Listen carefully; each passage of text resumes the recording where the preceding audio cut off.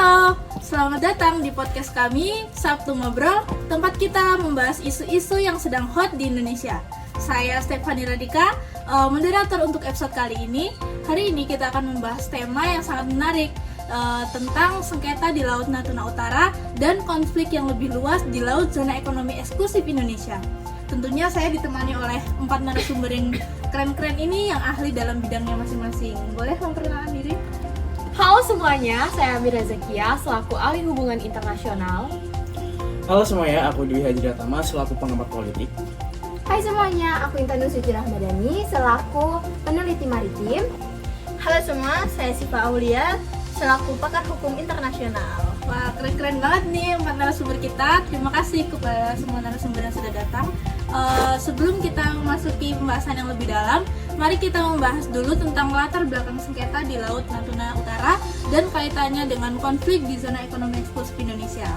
Mau tanya nih sama Mbak Amirah, bisa nggak sih kamu ceritakan secara singkat mengenai bagaimana sengketa ini bermula? Baik Mbak Fani, terima kasih atas kesempatannya. Jadi sengketa ini tuh bermula ketika klaim Cina atas Laut Cina Selatan melalui Nine Dash Line, sebuah batas yang mencakup sebagian besar Laut Cina Selatan, termasuk wilayah di zona ekonomi eksklusif Indonesia di Laut Natuna Utara. Namun, menurut Konvensi PBB tentang Hukum Laut UNCLOS pada tahun 1982, wilayah tersebut itu masih jelas-jelas merupakan wilayah Indonesia, sehingga menjadi masalah serius karena Cina tidak mengakui keputusan arbitrase internasional yang menolak klaim mereka, sehingga sering terjadi pelanggaran di wilayah laut tersebut. Sehingga banyak kapal-kapal dari nelayan Cina yang seringkali masuk ke zona ekonomi eksklusif Indonesia tanpa izin, sehingga memicu ketegangan antara Indonesia dan juga Cina.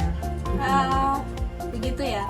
Jadi perbedaan pandangan mengenai batas maritim menjadi pemicu utama konflik ini ya. Terima kasih untuk Mbak Amira. Nah, untuk Mas Aji, apakah Anda melihat faktor lain yang memperparah konflik di Laut Natuna Utara selain klaim Nine Dash Line dari Cina? Ya, tadi yang disebutin oleh Mbak Amira tadi salah satunya betul ya. Tapi yang di sini saya menambahkan adalah salah satunya adalah aspek ekonomi. Jadi yang seperti kita ketahui bahwasanya di Laut Natuna ini sangat kaya akan sumber daya perikanannya juga dan juga minyak bumi dan gas alam. Sehingga hal ini menjadi daya tarik tersendiri bagi negara-negara lain. Salah satunya adalah Cina seperti itu. Nah, jadi di sini Cina juga yang terjadi adalah mereka bisa saja mengambil perikanan tersebut dengan sangat ilegal maupun dengan cara-cara lain ya, agar mereka ini mendapatkan hasil yang sesuai yang mereka inginkan seperti itu. Oke. Jadi kita melihat bahwa ada dimensi ekonomi yang turut memicu ketegangan ini, terutama terkait sumber daya alam. Cukup menarik ya. Untuk Mbak Suci, bagaimana Anda melihat peran Indonesia dalam menjaga wilayah ini dan dampaknya terhadap hubungan internasional khususnya di negara-negara tetangga? Saya rasa Indonesia telah melakukan langkah-langkah yang tepat untuk melindungi wilayahnya, Mbak. Misalnya peningkatan patroli Angkatan Laut di perairan Natuna merupakan langkah penting untuk menunjukkan bahwa kita serius menjaga kedaulatan maritim. Namun, hal ini memang bisa memperkeruh hubungan kita dengan Cina karena mereka menganggap Laut Natuna sebagai klaim dari mereka. Karena itu, tindakan tegas ini bisa memperkuat solidaritas di negara ASEAN. Baik. Jadi selain menjaga kedaulatan, tindakan tegas Indonesia juga memiliki dampak strategis dalam memperkuat hubungan dengan negara-negara ASEAN lainnya ya. Untuk Mbak Siva, bagaimana pandangan Anda terkait aspek hukum internasional yang berperan dalam sengketa ini? Apakah ada upaya ilegal yang bisa dilakukan untuk memperkuat posisi Indonesia? Untuk Mbak Fani, jadi dari sudut pandang hukum internasional, UNESCO pada tahun 1982 seharusnya menjadi landasan utama untuk penyelesaian sengketa ini. Indonesia memiliki hak eksklusif atas sumber daya yang ada pada zona ekonomi eksklusifnya, termasuk di Laut Natuna Utara. Namun masalahnya adalah Cina tidak mengakui hasil arbitrasi internasional yang menolak klaim Nine Dash Line mereka. Ini menciptakan celah dalam upaya legal kita karena setiap terjadi pelanggaran, proses hukum itu sulit ditegakkan dan cenderung lebih lambat. Meskipun begitu, Indonesia tetap bisa memperkuat posisi melalui kerjasama internasional, terutama dengan negara-negara ASEAN dan negara-negara yang mendukung aturan hukum berbasis hukum ini. Baik, terima kasih untuk Mbak Siva. Jadi kita melihat bahwa meskipun hukum internasional mendukung klaim Indonesia, tantangan yang kita hadapi adalah bagaimana menegakkan aturan tersebut ketika pihak lain seperti Cina tidak mengakuinya. Baik, kita telah membahas aspek sejarah, ekonomi, hubungan internasional, dan hukum dalam sengketa ini. Segmen berikutnya, kita akan mulai dengan argumen pro dan pihak yang mendukung tindakan tegas Indonesia. Untuk Mbak Amirah dan Mbak Suci bisa mempersiapkan argumennya. Baik Mbak Fani, dari sudut pandang saya sendiri, Indonesia tentunya harus tegas ya dalam menjaga kedaulatannya. Karena seperti yang dikatakan Mas Aji tadi, Laut Utara Indonesia itu merupakan salah satu wilayah yang sangat kaya akan sumber daya yang seharusnya menjadi milik kita. Dalam artikel Mongbe atau beberapa artikel yang telah kita baca juga, disebutkan bahwa kapal-kapal penangkap ikan dari Cina dan negara lain ini telah mengganggu ekosistem lokal dan merusak pendapatan nelayan lokal, sehingga kita tidak bisa membiarkan hal ini terus berlangsung terus-menerus. Begitu, Mbak. Benar Mbak, jika kita tidak berani mengambil tindakan tegas, kita akan kehilangan pengaruh Indonesia di mata dunia.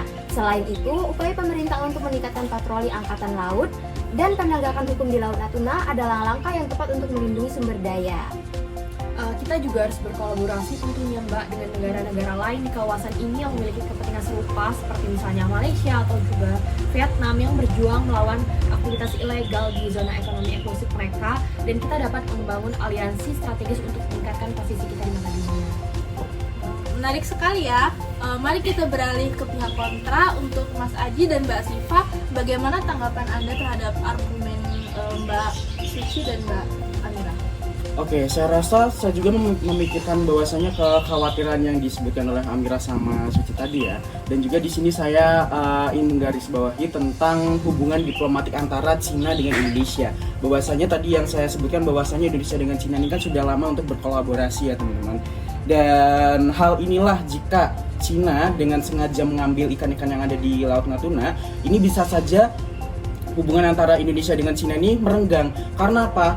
Pada tahun-tahun sebelumnya Indonesia ini pada saat ada peraturan mengenai pengambilan ikan secara ilegal, ini kan kapalnya kan dibom ya oleh Menteri Susi seperti itu. Nah hal ini bisa saja nih Cina ini marah pada Indonesia karena kapal-kapal ABK-nya ini dibom dengan sengaja, walaupun itu sudah menjadi peraturan dari Indonesia itu sendiri, sehingga ini mengkhawatirkan bahwasanya hubungan diplomatik antara Indonesia dengan Cina ini bisa saja merenggang seperti itu Mbak Fani. Nah, saya setuju menghadapi Cina dengan kekuatan bisa merusak posisi Indonesia dalam negosiasi internasional. Kita harus menemukan cara untuk melindungi kepentingan kita sambil tetap membuka jalur diplomasi. Diplomasi yang kuat bisa menjadi alat untuk mencari solusi di dunia yang saling menguntungkan, dan dalam hal ini penguatan hubungan dengan negara-negara lain di kawasan bisa lebih efektif dibandingkan dengan tindakan militer. Jadi dari pandangan kontra, kita bisa melihat pendekatan diplomasi dianggap lebih berkelanjutan dan dapat menghindari eskalasi konflik ya. Mari kita melihat kembali kepada pihak pro. Untuk Mbak Amirah dan Mbak Suci, apakah Anda memiliki tanggapan dari argumen Mas Haji dan Mbak Siva? Baik Mbak, jadi memang benar ya sebenarnya diplomasi itu sangat penting. Tetapi kita tidak bisa terus-menerus berkompromi jika hak kita tuh selalu diabaikan oleh negara-negara lain. Kita perlu menunjukkan bahwasanya kita tuh serius dalam menjaga kedaulatan bangsa kita sendiri. Dan tindakan tegas saat ini bisa memberikan pesan yang jelas kepada semua pihak bahwa Indonesia tidak akan mundur dalam mempertahankan haknya. Iya, kita juga tidak boleh lupa bahwa kita harus berani mengambil tindakan. Jika kita tidak bisa mengambil tindakan secara tegas, hal ini akan dilihat sebagai kelemahan kita.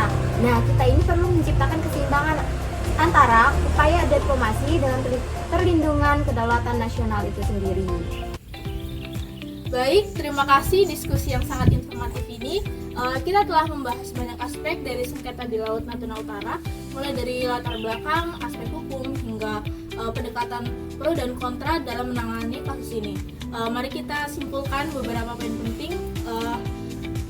Yang pertama, kawasan tersebut memiliki nilai strategis dari sisi ekonomi dan geopolitik, namun klaim Cina atas Naindes bertentangan dengan hak Indonesia berdasarkan UNCLOS. Yang kedua, ada meskipun tindakan tegas diperlukan untuk menjaga kedaulatan, pendekatan diplomasi tetap diutamakan untuk menghindari risiko konflik. Yang Yang ketiga, Indonesia perlu menjaga keseimbangan antara mempertahankan hak kedaulatan dan tetap membuka ruang dialog untuk menghindari eskalasi yang tidak perlu. Di sini saya sebagai moderator, saya ingin berterima kasih kepada semua narasumber atas pandangan dan wawasan berharga yang telah Anda bagikan hari ini. Semoga diskusi ini memberikan pencerahan bagi pendengar mengenai kompleksitas sengketa di Laut Natuna Utara. Terima kasih juga untuk pendengar yang telah bergabung dengan kami hari ini. Jangan lupa untuk mendengarkan episode selanjutnya dari podcast Sabtu Ngobrol. Sampai jumpa.